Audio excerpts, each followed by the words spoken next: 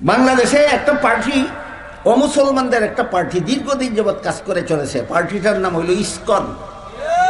কি নাম? ISKCON. ISKCON পার্টির প্রতিষ্ঠাতা ইহুদি।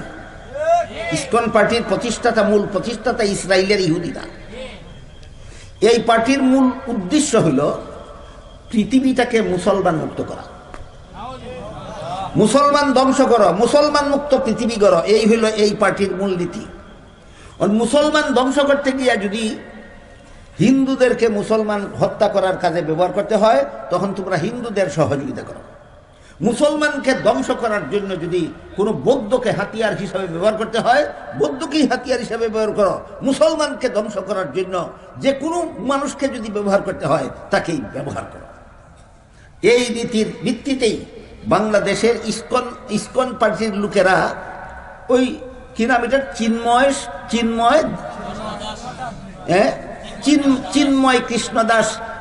কৃষ্ণ দাসের মতো একটা কট্টর হিন্দু নেতাকে ইসকনের লোকেরা ব্যবহার করছে বাংলাদেশের মুসলমানদের মধ্যে হত্যাযজ্ঞ চালাবার জন্য। সে বাংলাদেশের আইন শৃঙ্খলার বিরুদ্ধে বিদ্রোহ করেছে, যে কারণে তার বিরুদ্ধে আইন শৃঙ্খলার বিরুদ্ধে বিদ্রোহ করার অপরাধে তার মামলা করা হয়েছে।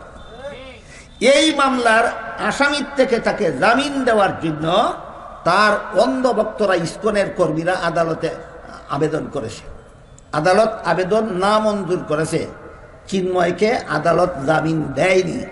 এটা কি বাংলাদেশের আইন শৃঙ্খলা বিরোধী কাজ হয়েছে? না, আইন শৃঙ্খলা মতোই জামিন দিছে না। কোন আসামি আদালতে জামিন চাইতেই পারে, কিন্তু জামিন দেওয়া না দেওয়া আদালতের অধিকার। এটা আইন শৃঙ্খলা, এটা দেশের আইন শৃঙ্খলা। জামিন দেওয়া না দেওয়া আদালতের অধিকার। আদালত দিলেও এটা আদালতের অধিকার, না দিলেও আদালতের অধিকার। চিন্ময়কে আদালত জামিন না দেওয়ার কারণে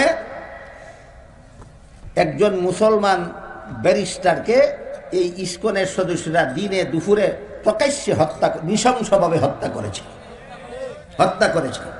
সুতরাং ইসকনের সদস্যরা এবং ইসকনের সমর্থকরা বাংলাদেশের নাগরিকত্ব হারিয়েছে। এদের অধিকার নাই বাংলাদেশের নাগরিক হিসাবে বসবাস করা।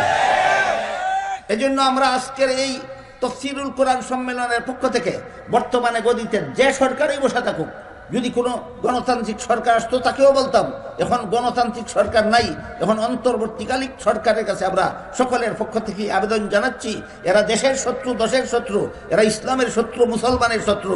এদের নাগরিকত্ব বাতিল করা হোক এবং খুনিদেরকে ফাঁসি দেওয়া হোক এবং ইসকনকে বাংলাদেশে আইনত নিষিদ্ধ করা হোক।